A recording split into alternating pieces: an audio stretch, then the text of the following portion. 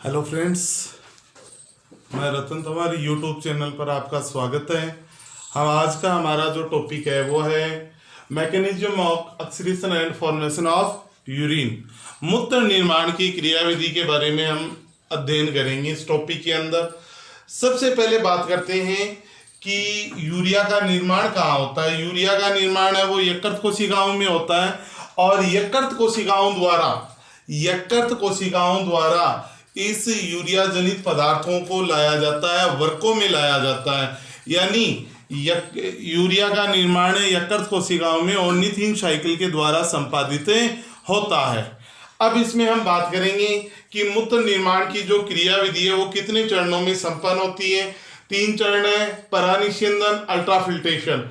दूसरा चरण है वर्णात्मक पुनरावशोषण, सिलेक्टिव रीएब्जॉर्बेशन, और तीसरा है श्रावण सीक्रेशन।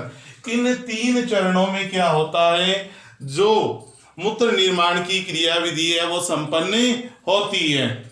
सबसे पहले हम बात करते हैं वोमन संपुट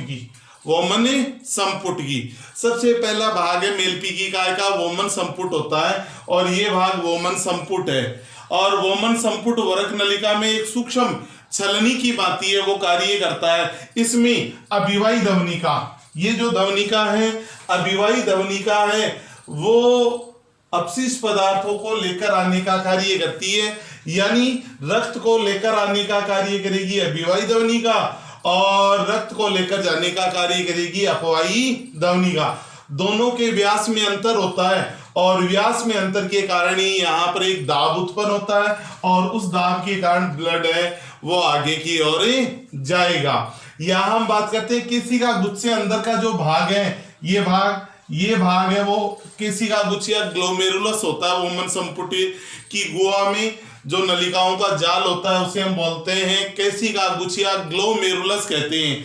केशिका गुच्छ की सेलवाल है उसमें लगभग 0.1 यूक्रोमीटर के सूक्ष्म छिद्र है वो पाए जाते हैं और जिसमें छिद्र झिल्ली की पारगम्यता है वो कई गुना बढ़ जाती है।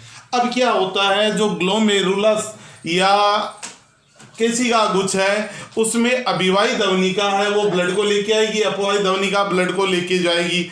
दोनों में क्या होता है, व्यास में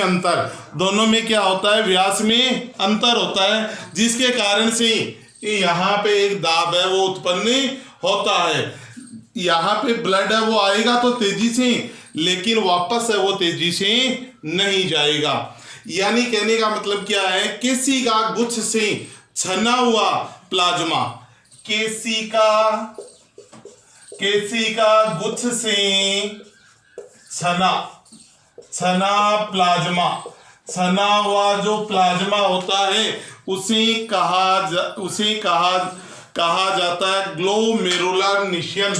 कहा जाता है ग्लोमेरुलर निस्यंद कहा जाता है। जो केशिका गुच्छ की रुधिर वाहिनियों से अपशिष्ट तथा अन्य उपयोगी पदार्थ है वो वोमन संपुट की गुहा में जाने की जो क्रिया है वो परानिस्यंदन या अल्ट्राफिल्ट्रेशन की जो क्रिया है वो कहलाती है। यानी जो यूरिया जनित पदार्थ है उनके साथ में जो अपशिष्ट अन्य उपयोगी पदार्थ हैं वो वोमन संपुट की गुहा में जाने की जो क्रिया है वो कहलाएगी परानिस्यंदन की क्रिया कहलाएगी। दूसरा जो पॉइंट आता है वर्णात्मक पुनरावशोषण। वर्णात्मक पुनरावशोषण का मतलब क्या होता है कि जो पीसीटी समीपस्थ कुंडली नलिका, हेनले का नूप है, दूरस्थ कुंडली नलिका है और जो संग्रह नलिका है, इसमें जो उपयोगी पदार्थ है उनके संग्रह यानी उनके अवशोषण होने की जो क्रिया है वो कैसे संपन्न होती है इसका हम अध्ययन करेंगे। सबसे पहले बात करते हैं पीसीटी में। जो समीपस्थ कुंडलित नलिका है, ये भाग है वो है समीपस्थ कुंडलित नलिका। समीपस्थ कुंडलित नलिका है, इसमें अवशोषण की क्रिया कैसे होती है, इसकी आंतरिक भित्ति है उस पर अनेक सूक्ष्माणुकुर पाए जाते हैं इसकी आंतरिक भित्ति पर, अंदर वाली सतह पर, और सूक्ष्माणुकुरों के कारण पुनः अवशोषण की क्षमता है वो कई गुना यानी 20 गुना अवशोषण की क्षमता है वो बढ़ जाती है। इस उपकला कोशिकाओं द्वारा निस्यंद में से अधिकतर लाभदायक पदार्थों का पुनः अवशोषण कर केशिका गुच्छ से रुधिर केशिका गुच्छ से रुधिर में पहुंचने की जो क्रिया है वो पुनः अवशोषण कहलाती है। यहाँ पर सामान्यतः ग्लूकोज है, विटामिन है, एमिनो अम्ल है, अकार्बनिक लवण है, कैल्शियम है, सोडियम है और फास्फेट पुनः अवशोषित होकर रुधिर में सक्रिय अभिगमन द्वारा गमन कर जाते हैं। यानी सोडियम आयन है, ग्लूकोज है, जो ग्लूकोज होता है, ग्लूकोज है, विटामिन है, वो सक्रिय अभिगमन द्वारा ब्लड में वापस चले जाते हैं। जल रुधिर में प्रासरण द्वारा पहुंचता है। प्रासरण हमें पता है कि जल का अधिक सांद्रता से कम सांद्रता की ओर गमन करना ही क्या कहलाता है, परासरण। यानी कहने का सिंपल सा मतलब है वोमन संपुट की जो गुहा है उसमें ही अपशिष्ट पदार्थों के साथ में जो लाभदायक पदार्थ भी अंदर चले जाते हैं। पीसीटी में समीपस्थ कुंडलित नलिका में चले जाते हैं। इस समीपस्थ कुंडलित नलिका में ग्लूकोज है, सोडियम आयन है, अकार्बनिक लवण है, विटामिन है, उनका अवशोषण हो जाता है और अवशोषण के द्वारा ये रुधिर में वापस छोड़ दिए जाते हैं। यानी अपशिष्ट पदार्थों के रूप में इनको बाहर नहीं निकाला जाता है। इसके बाद में हम बात करते हैं कि जो हेलने के लूप में पुनरावशोषण की जो क्रिया है, सबसे पहले पॉइंट आता है अवरोही भुजा। अवरोही जो भुजा है उसमें निस्यंद का शेष भाग लगभग 35% अवरोही भुजा में पहुंचता है। इसमें सोडियम पोटेशियम क्लोराइड के कारण संप्रासरणी होती है और यहाँ पर यूरिया है, सोडियम है, अन्य आयनों के लिए कम पारगम्य और जल के लिए ये अधिक पारगम्य होती है। यानी जल के लिए क्या है, ये अधिक पारगम्य। इसके बाद में अगला जो भाग आता है वो आता है आरोही भुजा। आरोही भुजा में जो अवशोषण की क्रिया है वो सामान्यतः Na+, K+ और Cl- आयनों का अवशोषण की क्रिया है वो इस भाग में संपन्न होती है। फिर आता है दूरस्थ कुंडलित नलिका। दूरस्थ कुंडलित नलिका है, इसमें Na+ और Cl-, Na+ और Cl- आयनों का क्या होता है, यहाँ पे अवशोषण की क्रिया है वो संपन्न होती है। लगभग जल का लगभग 19% जो भाग है वो यहाँ पे क्या होता है, अवशोषित होता है। फिर आता है संग्रह नलिका में अवशोषण की जो क्रिया है। संग्रह नलिका में सामान्यतः जल के अणुओं का अवशोषण है वो किया जाता है। कहाँ पे, संग्रह नलिका में जल के अवशोषण की क्रिया होगी। और इसका लास्ट पॉइंट आता है सिक्रेशन, श्रावण। श्रावण का मतलब क्या होता है, जैसे रुधिर में कुछ हानिकारक उत्सर्जी पदार्थ, रंगा पदार्थ, कुछ औषधियां, यूरिक अम्ल, हिपेरिक अम्ल परानिस्यंदन के समय ग्लोमेरुलस निस्यंद में छन जाते हैं। हेलने के लूप पर समीपस्थ व दूरस्थ कुंडलित नलिका की उपकला कोशिकाएं इन अपशिष्ट पदार्थों को सक्रिय अभिगमन द्वारा वरक नलिकाओं की गुहा में मुक्त कर देती है। इस क्रिया को नलिकीय श्रावण कहा जाता है। यानी जो रंगा पदार्थ है, औषधियां है ना, वो पदार्थ है ना, वो कहाँ जाते हैं, इस निस्यंद में आ जाते हैं और यहाँ इनका सिक्रेशन कर दिया जाता है। इस क्रिया को ही कहा जाता है श्रावण की क्रिया कहा जाता है। यानी कहने का सिंपल सा मतलब यही है कि परानिस्यंदन का मतलब क्या होता है, अल्ट्राफिल्ट्रेशन।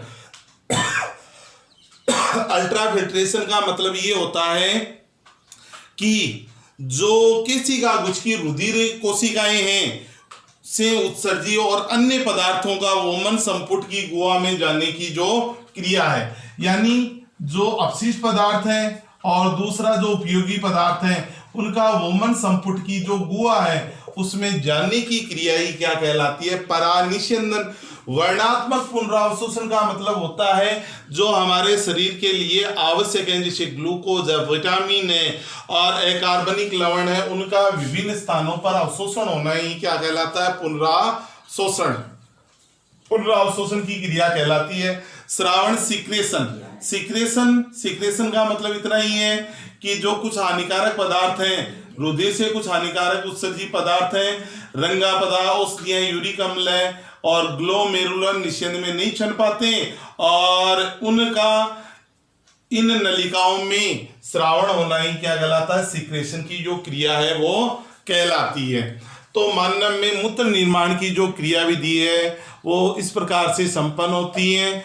और मानव में जो अन्य उत्सर्जी अंग है उनमें त्वचा है, एक तो त्वचा, उसके बाद में आता है यकृत, त्वचा है, यकृत है और फेफड़े हैं। ये तीनों अंग भी क्या करते हैं, उत्सर्जी पदार्थों को बाहर निकालने का कार्य। सबसे पहले हम स्किन या त्वचा की बात करते हैं। स्किन से पसीने के रूप में जल एवं कुछ नाइट्रोजनी पदार्थ है उनको बाहर निकालने का कार्य किया जाता है।